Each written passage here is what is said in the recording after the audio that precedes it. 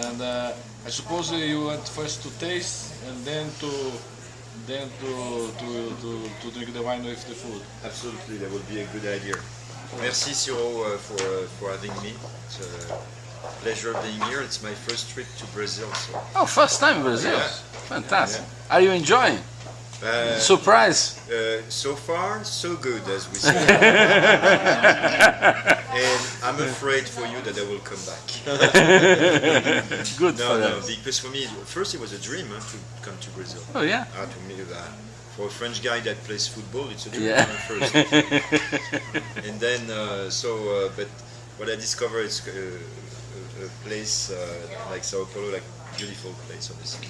Thank you. So before I joined Louis Jadot, I worked as a sommelier in France for 14 years, working for 3-star Michelin restaurants. So I started at Jadot in 2000, and I'm in charge of the export, many countries, the all-American continent except Canada. So 2 big countries in the American continent, Brazil first and then USA after. It's true. And then some countries in Asia, etc. So Dubai, Middle East. I do a lot of things. Tonight I'm really happy with the wine selection, because I get very few chances to taste wine like that when I travel.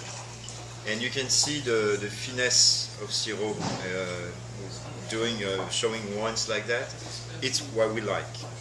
We are producer of Burgundy. We only make Burgundy.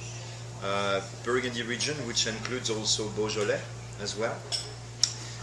We make some Beaujolais village, but we make, before everything, great Burgundies, and that's the idea.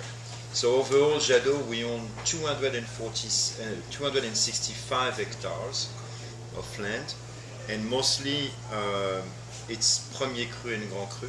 In Côte d'Or, we own a little bit over 100 hectares. And the specialty of Jadot is the fact that we own a lot of Premier Cru and Grand Cru vineyards. That's where we are the strongest. Then we have some villages, vineyards, and then Château des Jacques in Cru Beaujolais, which is 140 hectares, with Cru Beaujolais such as Moulin à Vent, Morgon, Fleury, Chirouble. And also in Fussé, we have Domaine Ferret, which is 17 hectares.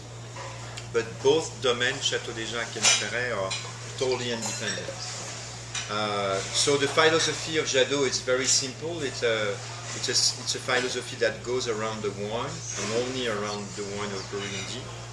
And the philosophy is the winemaker is not the star, but the appellation is the star. Jadot, very often people ask me the question, what is the Jadot style?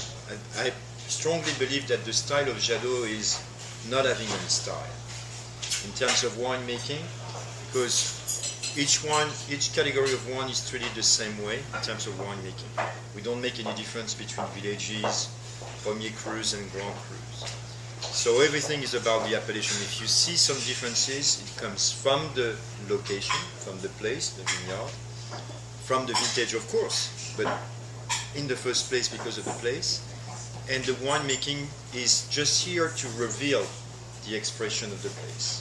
So we like to say that a Puligny-Montrachet should taste like a Puligny-Montrachet, but what is Puligny-Montrachet? What is the Corton Charlemagne? How a Corton Charlemagne should taste? Well, we have a vision for that. We say that when you vinify wine, you have to let go. Many winemakers try to control. They try to come on the top of the wine and to control with winemaking. That's natural way of making wine, and being human, you do that all the time. You want to control. At Jadot, we were lucky enough to have for 42 years a man that made all the wines at Jadot, Jacques Lardière, who had the philosophy with Pierre-Henri Gaget, the president of Jadot, to, on the contrary, to let go. We don't use cold maceration, we don't do cold soak, we don't do all that kind of things.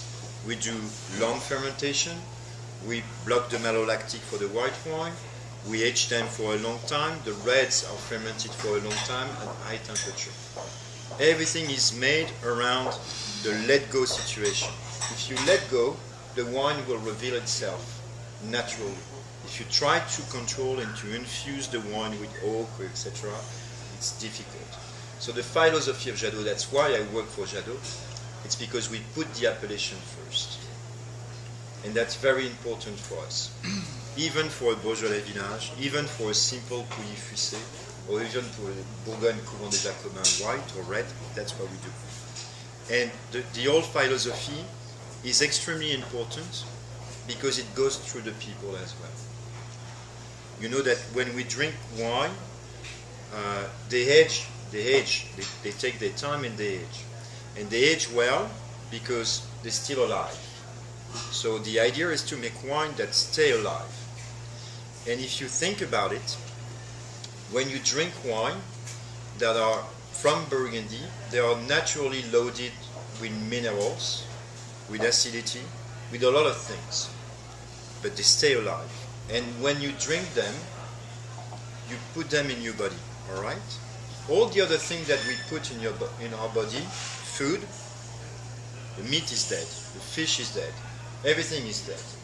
The idea is to bring life to you with Burgundies. And it's easy for us to do that when we respect the winemaking, when we respect the appellation. So that's what we do all the time. And the one that we're going to taste tonight, you're going to see they're all different from each other, not because of the winemaking, but because of the place and they stay alive. All right? Shall we taste? Because I'm thirsty now.